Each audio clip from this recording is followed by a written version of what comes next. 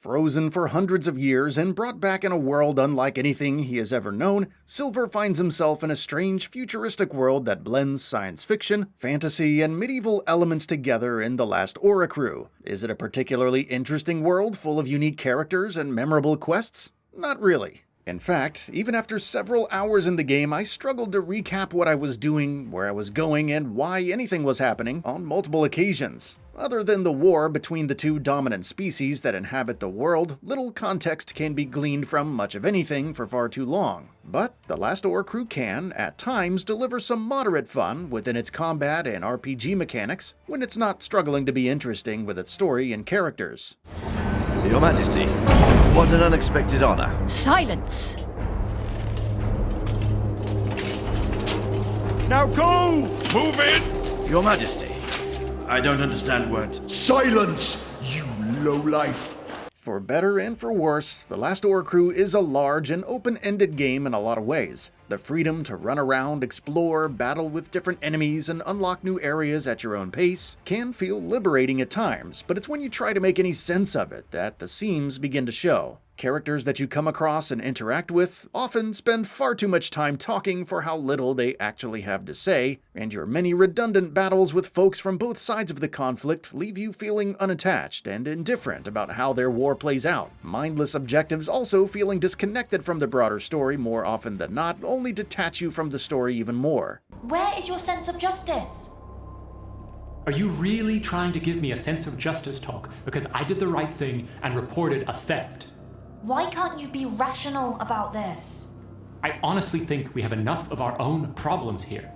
The tale of Silver trying to understand the world around him and his role within it felt relatable to me as the player, only in that I had no idea what sort of story the game was trying to tell me for most of my playtime. The setting is also hard to pin down in any logical way, as the medieval elements like candles and stone castles are so ham-fistedly combined with mystical science fiction that it feels more like a clashing of ideas competing with each other than any sort of graceful melding. Some interesting agency is introduced with choices about whose side you want to favor at important moments, but it's too little too late to save a story that refuses to be compelling in just about every other way. Some decent voice acting throughout is also nice, but doesn't make up for stiff animations, non-existent expression, and the stuffy, bloated writing. The game does very little to create an enticing story or compelling characters, so it's a shame to see the relatively good voice acting go to such a waste. To say that The Last Oricru is some sort of substance over style game is not really the impression I'm trying to give though, as it has problems in nearly every area.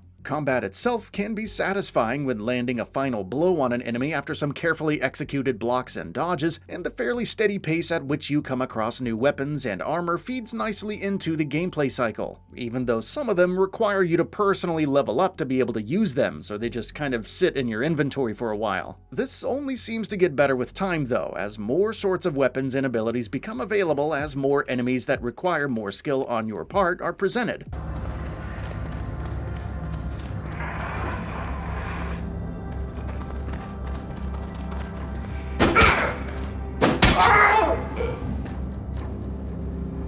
This is dragged down a fair amount by a handful of shortcomings though. Of them, the most prominent are the camera lock-on, which, when used, often presents more issues than it solves by making the camera angle tilt in an extremely unhelpful way that limits your view, and the fact that combos nonsensically trigger at times when you've only clicked the attack button once, making the sort of kinetic rhythm that a game like this needs for combat to feel fun and responsive nearly impossible. Combat is hampered further by enemies that are often extremely dumb and attack in the completely wrong direction and take such a gratuitously long time to wind up an attack that it can almost feel insulting. Whatever bit of this that was supposed to feel like a Soulsborne game is almost entirely overwhelmed by the distracting lack of cohesion or meaningful challenge in the combat. That's not to say the gameplay of The Last Oricru is without any bright spots though. Local split-screen co-op is certainly one of them worth mentioning. It doesn't change much about the core experience, but if you're fine with not caring about what's going on and don't mind the mediocre combat, some cheap fun can be had with a friend, as with basically any other co-op game.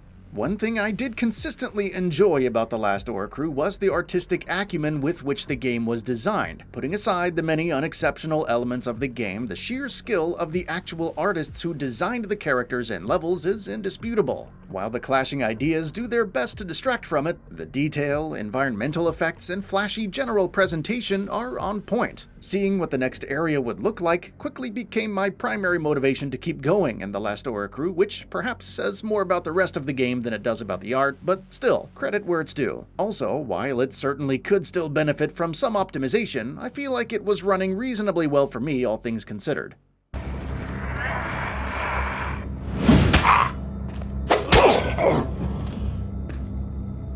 The Last Oricru is not a game I would generally recommend. For everything I really liked, there were at least 2 or 3 adjacent blunders making my eyes roll into the back of my skull. While the negatives and positives do end up mostly canceling each other out for me, I'm not gonna sit here and say that it's a complete failure or does nothing well. But given that it exists in a sea of other similar games where it so often fails to keep its head above the water, let alone compete with the bigger successes of the genre, it's a pretty tough sell. Hardcore Soulsborne fans that consume every game that comes their way might enjoy its distinct art direction and steady progression, but upon comparing it to any other similar game, they will likely walk away feeling neutral about it at best. To me, The Last Oricru basically embodies mediocrity. It's not strikingly bad, nor is it what I would call good. It mostly lives on a very fine line between the two, only occasionally leaning towards one side or the other.